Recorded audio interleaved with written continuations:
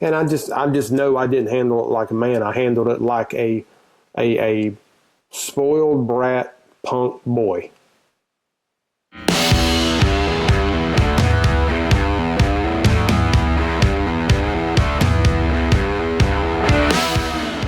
Hey, welcome into the show tonight. Sean, we're talking about when are we men? When did you consider yourself a man? Well, if we're being totally honest, I'm still a work in progress. If you're being honest with yourself and you look in the mirror, if you can ever really say you're fully satisfied that you've made it to that point, there's always things you can improve upon. It definitely wasn't, statistically speaking, a lot of people think you become a man when you're 18 or you're 21 or you're 25 or, there's numbers attached to it. I think if we actually look at it, numbers really don't matter. It's experience, it's life, it's how you handle situations or how situations handle you. There's a bunch of different factors that goes into it, and I think it's distinct for each man. Well, go back to when you were 18. Think about all the guys around you. When did they kind of assume manhood? When did they take on the role of I'm not a boy anymore? Actually or mentally? Both, either way. If I can think back to when I was 18, most of the guys were like me. They were, we didn't look at the age of 18 and go, well, I'm a man now. I know there were certain things in life you could do. You could vote, certain things like that I guess qualified you to be a man on paper.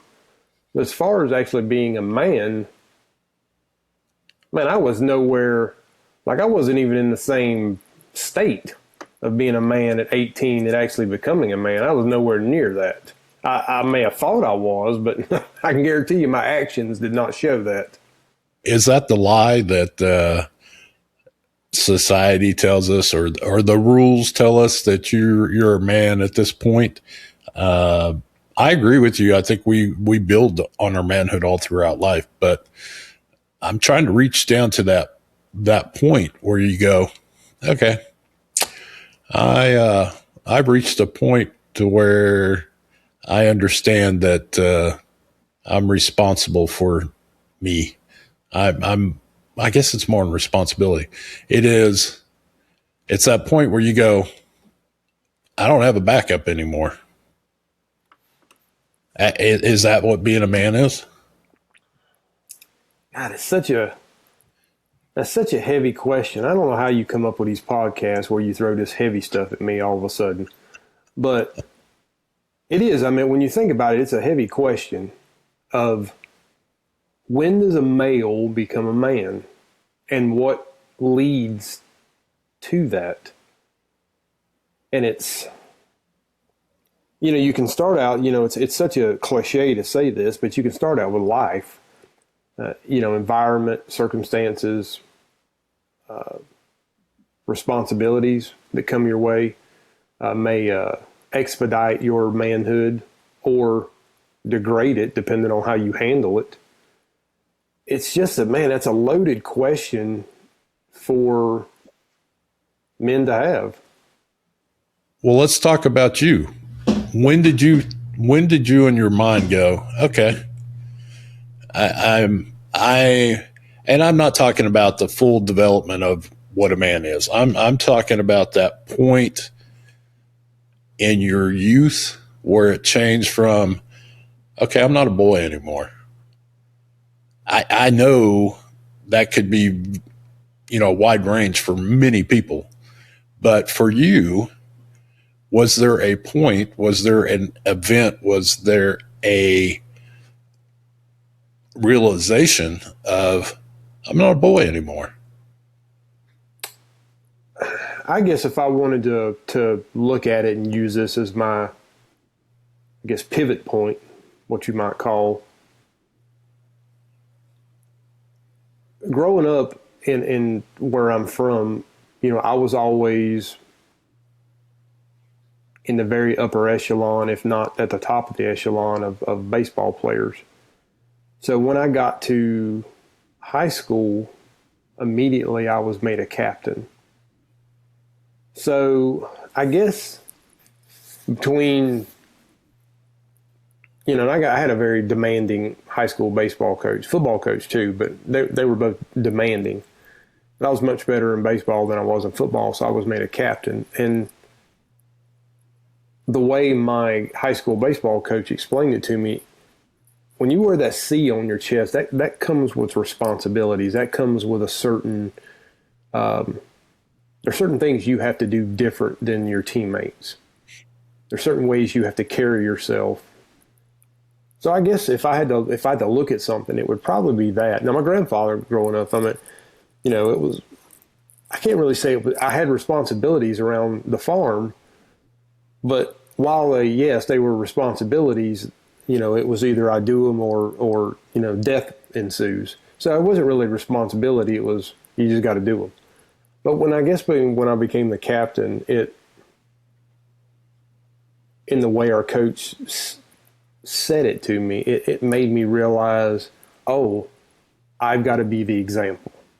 So I guess in my youth, I guess I could point to that and say that was a point where I could say I understood what eventually would lead me to be a fully functioning man later on down the road. But I guess that would be the first thing that really stirred me. When I think back to, okay, where is that point where I said, all right, boyhood's kind of gone. I think it does vary on the person. And I think even more than the person, I think what goes on around you, what your family situation is, what your influences are growing up, I think that has a lot to do with it. For me, my dad was a huge influence on when I had expectations of me that were expectations he would have for another man. And I think that's the point. My dad, I worked with my dad a lot from the time I could walk. He was a contractor, and so I was always on job sites with him. And every summer, weekends, whenever, I wasn't in school, I was working with him. So over time, I learned to do what journeyman people in his field would do, but I was much younger than any of them. I think by the time I was 12 or 13, Dad would literally take me to a job site, drop me off. I would work on that job while he would go to another job. So I think for me, manhood, the point I thought of myself being a man came early or earlier than some other people, because I saw how other crews he had, he would do the same with them. He would drop them off at a job site, or, they would meet at a job site. He would put them on that job. He would move to the next one. And there was that expectation of the crew or the journeyman or whoever is left on the specific job site. You didn't wait for him to go, okay, do the work, finish the job, your day's done. You just knew that's what you had to do. It wasn't, there was no, okay, come check on what I did last, and then I'll move to the next responsibility. The responsibility was the job, and you did the job. And by the end of the day, you started at point A and you were supposed to be at point B. So when he had those expectations from me that he had for what I would consider men, I think that's that point where I started going, okay, when I'm working with him, I'm treated like a man, although I go home and I'm still acting like a boy at, just being a kid, and would still do the stupid stuff I did as a kid. The expectations for me were no different than any of his other crews. I didn't get a pass because I was 12, 13, 14 years old. I got the same expectation I had from them. So I think for me, that's how I kind of started to think of myself as a man. You could look at that and say, it was the same way with my grandfather on the farm. And then I could like fast forward 7 years. And 7 years later, I'm in a correctional facility with over 100 convicted felons, some of which, if I told you what their crimes were, it'd curl your stomach. I'm 21 years old. 21. In an environment with over 100 people in basically one huge room. There's 100 plus in me. So if I looked at that, I could say, well, that made me a man, but it didn't. I mean, to look at it, you think, oh, that's a man working with those guys. But I mean, that didn't make me a man. That just, I had the same type of responsibilities I had 7 years earlier on the farm, just a different mechanism of responsibilities. And I felt like a man. Don't get me wrong. I'm not saying I didn't feel like a man, because when you're in there in that type of environment, there's a certain way you have to carry yourself, and you learn real quick. I mean, like super duper quick. The right way to carry yourself and the wrong way to carry yourself. So, but that didn't necessarily make me a man. It made me feel like a man, but it didn't make me a man. Yeah, and I was going to mention something you and I have talked about in the past. If you look at some other countries that we would consider maybe not developed, they sure have a different way of making boys men. Yes. It's basically, okay, it's your weekend to become a man. Here is the tools you need to go hunt by hand, and you come back with a very large, dangerous, dead animal. And guess what? You're a man. Maybe that's something we're missing here in our country, or maybe the more advanced countries around the world. We're missing that very simplistic approach to an event that makes a boy become a man. I think ours is gradual here in our culture. It's gradual because we're added responsibility as we go. But in some cultures, that event happens, everything changes. Mm-hmm. You are no longer a boy. You may still have boyish thoughts. You may still have immature reactions and actions to things. But as far as the rest of your culture, you're a man. There's no ifs, ands, or buts about it. I would say in those cultures, what you're talking about, and I know I've watched several documentaries and listened to people that have missionaries, especially, that have gone into these places like you're talking about, with these tribes and these different type of cultures. And I would only add to what you just said is the majority of time, according to the things that I hear and that I watch, when those boys, and it's the same thing with girls, yeah. But when those boys get back from slaying that tiger or slaying that lion or that hyena or whatever it is, as far as their culture goes or their tribe or their nation goes, they're a man. And here's the crazy thing: in most instances, that male's demeanor, actions, attitudes, everything takes the form of a man. Like he puts off, like, even boyish thoughts and boyish ways and all that. He gets rid of that stuff. And from that point going forward, because in that culture, in that nation, in that tribe, it's been passed down generation to generation to generation. No, if you go out and you slay that tiger, the expectation from your people changes, and they take on that identity. So it's fascinating that, and I definitely think in civilized nations, we tend to, and I hate using the term civilized, because it's not like those people are uncivilized; they're just different. Right. But in we'll just say modern nations, we tend to be more about feelings than doings. That might separate the wheat from the chaff. Sometimes maybe if we had that type of thing in our culture, it might be beneficial to the culture just to say, okay, there's not an age, but there is an event. And when it happens, you go from boy to man. And the acceptance of you acting like a boy is no longer accepted by the people around you, by your family, by your culture, by your neighbors, your everybody you deal with. You're expected. There it is. Expectations. The expectation is you are a man now. You have the same expectation as any other man, regardless of the age.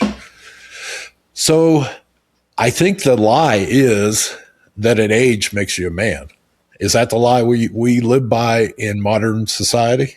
Oh, absolutely. There's no doubt about it that and it's not just the age thing. We put a number for whatever reason, and it's passed down generation to generation here, just like it is in those places. We place a number on everything, like even stuff that has nothing to do with manhood. Well, you're a success if you make X dollars. I mean, that's an example. If you got this amount of money in the bank, you're a success.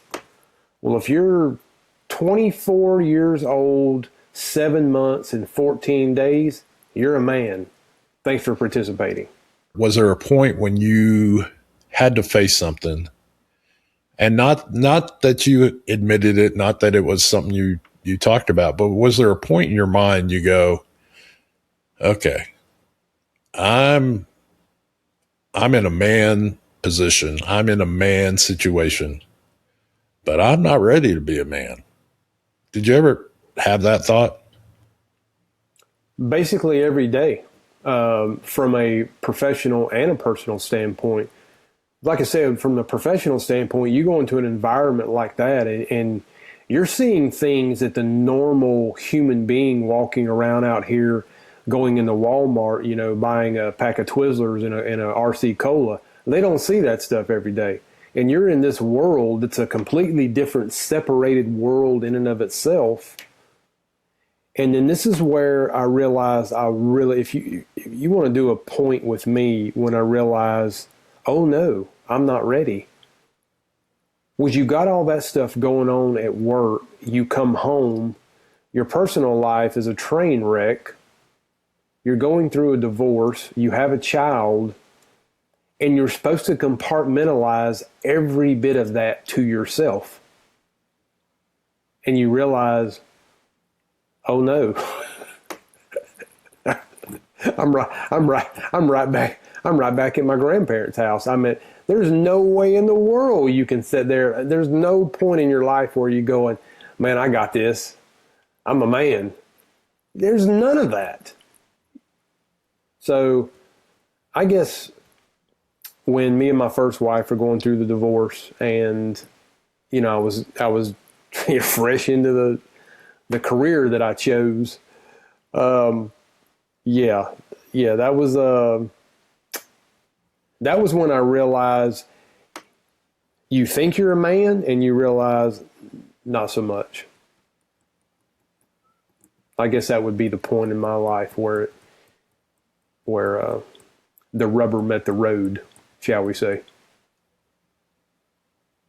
Yeah, and that's a lot of stuff being thrown at you at one time, that even if you were a quote full-fledged man, that's something difficult for a full-fledged man to deal with. But you pointed out my thought process there is that it was an event that triggered you going, okay, I don't know if I'm ready for this. I don't know if I'm prepared to deal with A, B, and C, and know that A, B, and C have consequences. And who prepared me for that? Mine was a little bit similar to yours, that I think the job, which I am so thankful I did that job working on ambulance as one of my first career moves outside of, jobs I'd done when I was a younger guy. But dealing with things that I didn't even know existed and being forced to have to be the one that is not the hero, having to be the one that being the one that people counted on when you got there, when their life was falling apart, and all of a sudden they're looking at you and it's all about you being there for them. That's a moment where I felt like, I don't think I'm ready for this. And that happened multiple times in my career there. Let me backtrack a little bit and let me throw this caveat in there for everybody. The best thing you can do as a young man, and I'm not saying you're a man yet, I'm saying you're a young man, and I am going to use numbers. We're going to say under 26. Find you a couple of good mentors, a couple of good seasoned men that you can look to for guidance in life, in how to handle situations, in how to deal with those situations. Mentors, and me and you have talked about mentorship on here before. Mentors to manhood for a person is huge. It's just it's really big to have good quality men to come alongside of you and help you take those steps to where you want to get to, as far as being that reliable go-to, leader of men while you're becoming a man yourself. So I just wanted to throw that in there because I think that's incredibly important. Good mentors. Well, who was the person you went to when you were going through that? Your first marriage, it falling apart, the career pushing on you, having a kid.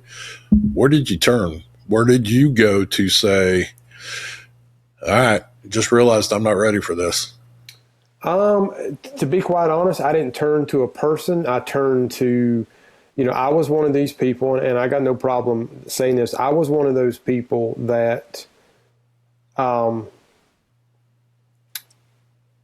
let's just say I made a lot of bad decisions in between my first and second marriage when it comes to the way I was living, the decisions I was making. I was not making wise choices. That's why I can sit here and say that it's not a number. It's experience, it's coming of age, it's humility, it's integrity, it's all of those, it's character, it's all of those things. In between my first and my second marriage, I was very, very fortunate to marry a woman my second go around that's she's amazing. But you would not classify me as a high character person. So I can't sit here and say that I was a man then, because I wasn't, because I had zero character. It's just true. I mean, it's just true. And I just know I didn't handle it like a man. I handled it like a spoiled brat punk boy. But was there anybody around you that was pointing it out to you besides just the experience itself? Was somebody going, Sean, you're screwing up, dude? Not really. And I'll go back to the mentors. That's why mentors are so important. You gotta have those couple people in your life and that pull you to a side. And if they gotta put some nuggets on top of your head, then so be it. That's what's got to happen, to wake you up. That's why it's so important to have that in your life. And I just didn't have that at that point. I had people that were telling me everything I wanted to hear, or they were leeches. If you got leeches hanging on, they're not going to tell you the truth. They're not going to pull you aside and give you the skinny on what you're doing because they're leeches. And if you got, bros that are just being bros, they're not going to do that either because you're the bro. I think you just keyed a man moment for me. I was a high school senior and trying to make decisions about what to do after high school. I wasn't the greatest student. I was bored in school most of the time, but sports was my way out. Not my way out. I had other options, but that's what I wanted to do, and I made the decision to leave the state. I was in California, and I made the decision to leave as soon as I graduated high school and head off to where I wanted to go to school. I wasn't accepted to the school yet. I still had to go there and, figure it out to get in. So I literally left all the people I knew, my social structure around me, extended family, those things, and moved 2,000 miles away the day after I graduated from high school. And I know why I did it. It's because I saw people that went before me, people who were a year ahead of me in school, who graduated high school. They didn't really have a plan. College wasn't something they were interested in. They didn't really know what career path to go down. And they are acting no different than the year before when they were a fellow student of mine. They had been out for a year. You figure somebody graduates from high school, all of a sudden they're some kind of an adult and somebody their own age in their eyes. And I remember thinking, I do not want to be in that position a year from now. I do not want to have somebody a year behind me in school looking at me and going, wow, that guy really didn't do anything. He's still doing the same stuff he did a year ago when he was still in school. So that was a hard decision to leave. That was kind of maybe the first time I thought I was making a decision as a man, not as a boy, because I was looking towards a future. I didn't know what that future was, but I was doing something to better myself for later on. And it wasn't the normal thing most people do. I didn't have a scholarship where I was going. I didn't have a guaranteed job where I was going. I had very few family members where I was going, and I knew nobody. But that was part of the decision process. So that was probably the first time I felt like I was making a real independent man decision that wasn't based on a skill or based on my ability to do a job. That was just a deep thought moment where I said, okay, this is the man decision I'm going to make. Now that doesn't mean I made great man decisions after that, but that was probably the first time I felt like I was making a man decision. So I had the honor of watching a man, my teenage years, that I consider, with the exception of Christ himself, to be the greatest man that will ever walk on the earth. So when I got to the point in my mid to late 30s where I thought back to the way Granddaddy carried himself, the decisions he made, just the air around him and the way he looked at life and the way he made decisions. When I got to that point, you sit there and you go, man, why did it take you so long to get there? But then you realize, I never sat down and had a conversation with Granddaddy about, hey, Granddaddy, just, random conversation. When did you think you went from, being a knucklehead to a man? Me and Granddaddy, we never had that conversation. So he may have told me something similar to me. I don't know. We never had that conversation. But you look back on it and you think, man, I had such a in impressionable teenage years and somebody that I could look to and go, man, that was a man of mans. Like, why did it take me so long to get there? And and then you realize, oh yeah, you find the mirror and you look at it and you go, oh, that's why. It's just it's a weird dynamic when you think about it. But I mean, when I will say this, when you get to the point where you feel like you are fully man, like you are a man, you know it. Like it's not it doesn't creep up on you. Like you know it. Like it stares you in the face and it says, I'm here, and you go, I know. And it's actually a pretty cool moment when you get there. There is that moment where something happens, where something changes, where something internal, you go, okay. I think for me, it's when I understood that the decisions I made, the consequences that came from those were all my consequences. There was nobody I could go, okay, well, it's their fault. There was nobody I could say they made me do it. There was nobody who I could say they talked me into it, because it was the point where my decisions had the consequences that I couldn't blame on anybody else.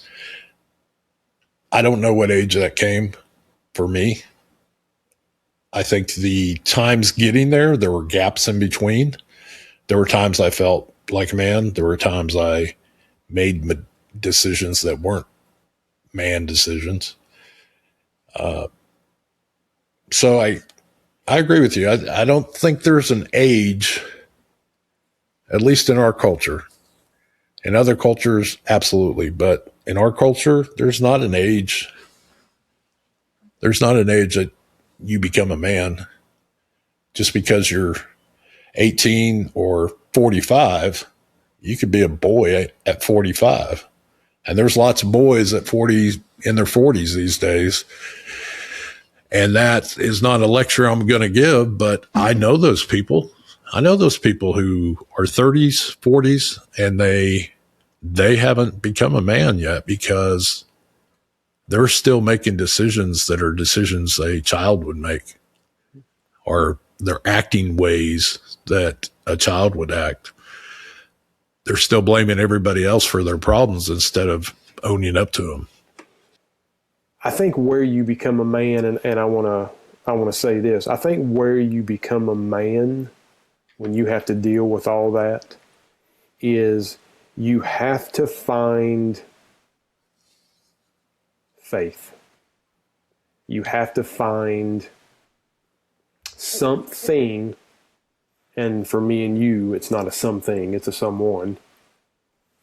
You have to find something, or preferably someone, that you believe that when you're facing those challenges every single day, they're there to help you, they're there to encourage you, they're there to correct you, if need be, guide you. And those are all important things that I think it's a form of mentorship, but his mentorship's a little bit more than mentorship. But I think that's what has to happen. And I know personally for me, that's when it happened for me is when I really embraced.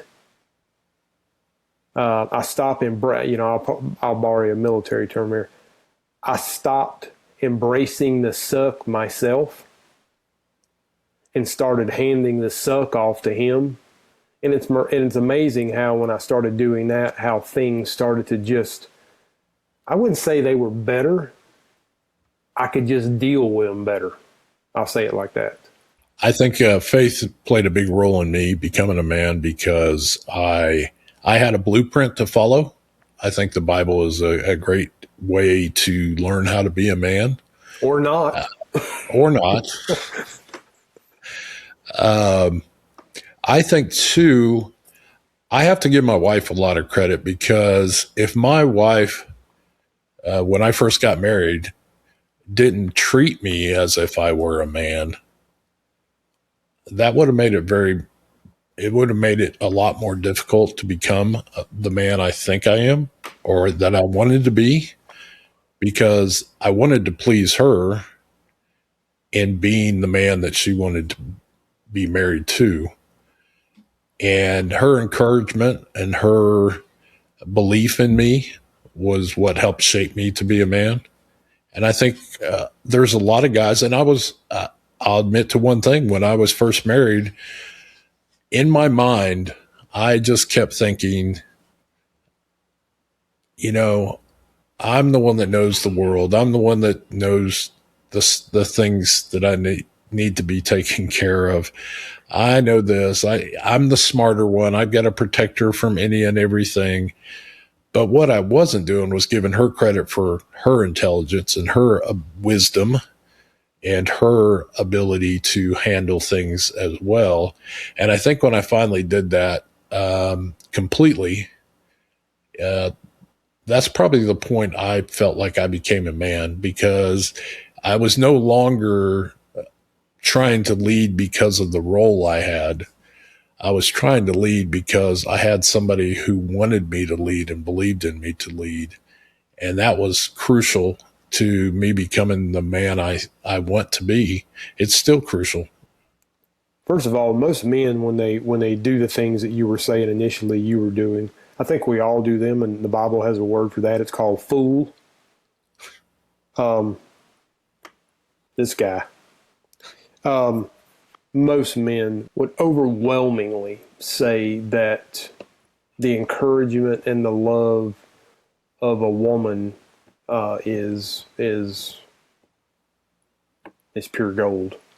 There's nothing that even comes close to that, because when you feel like that she believes, I'll use my term, that you got this, man, you really feel like you got this. Like you feel like you can handle the situation because she has confidence in you. Was there ever a point that you thinking you were a man but you weren't cost you something? I was 100% ill-equipped to get married when I did the first time. There was nothing about me. Like if you could go back in time and look at me, there is no part of me that where you would go, yep, he's ready for marriage, no doubt. Did anybody tell you that? No, not really. What about you? I think I was ready to get married. I got married at 22, and I had some people tell me, "Oh, you're young. You're not ready to get married." I was absolutely ready to get married. I had no doubts. My wife may have had some doubts. I don't know. She was dealing with somebody who wasn't the best at finances at the time. If you listened to our last podcast, you'd know that story. But yeah, I was absolutely ready. I think that helped in my marriage because I never approached it like, wow, did I make a mistake? No, I didn't. I made the absolute right decision. What do you think actually, if we could say, here's a list of 10 things that makes you a man, can we do that? Is there a list that we can make? I can give you 7 right here. People might actually think we know what we're doing because I had no idea you actually wrote a list. I was just trying to, I was just thinking, boy, I wish we had a list. Well, good job. So my list was character, life experiences, mentorship, self-belief or belief in self, not self-love, understanding what responsibilities actually mean, integrity. But the number one thing to me that you got to have to be a man, and I base this solely on the greatest man that has ever walked this earth, and that's Jesus Christ, is you've got to have humility. You got to. No question. That's the number one thing to being a man, is you have to have humility. And for so long, I had quite a few of the other ones, but that was the one that I was lacking, was the humility. And when I finally understood what actually being humble was, it was as if the light went on. That is the most important thing, because what does humility allow us to do? It allows us to take correction. It allows us to admit fault. It allows us to say we don't have the answer. It allows us to lean on other people, lean on your spouse, because if you don't have humility, you're not doing any of those things. So I would absolutely agree. Maybe we need to copy that list and start handing it out to other men. Because I think if every man could live those 7 things, what a world this would be.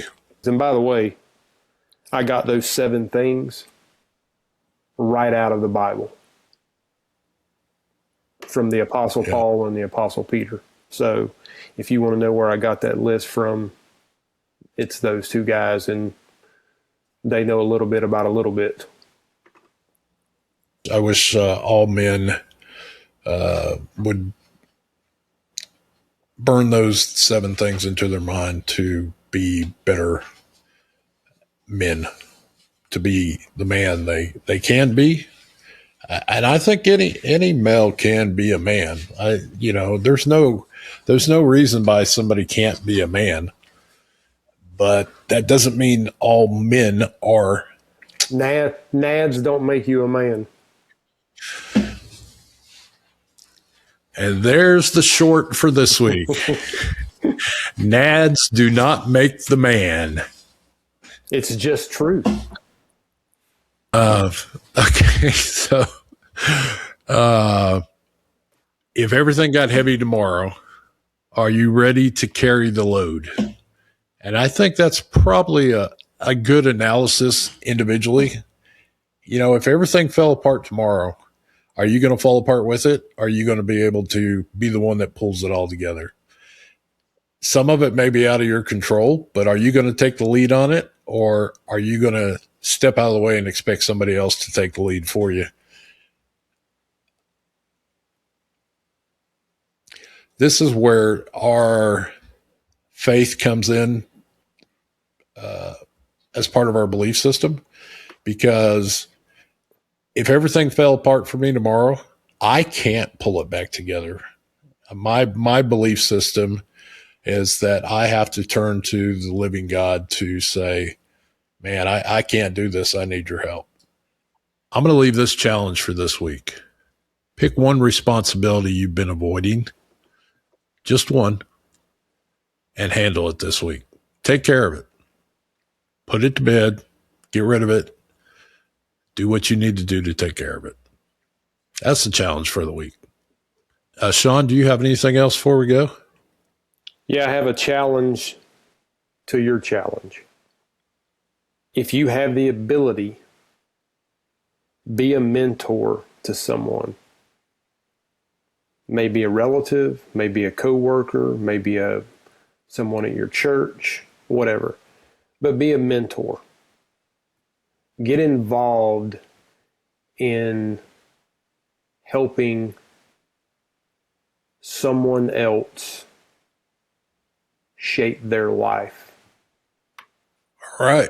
Well, you got 2 challenges this week. I hope you can put them into a flow, your workflow of your life, and make life the best you can make it. Hey, thanks for joining us tonight. This is Dad's Place. Men who step up.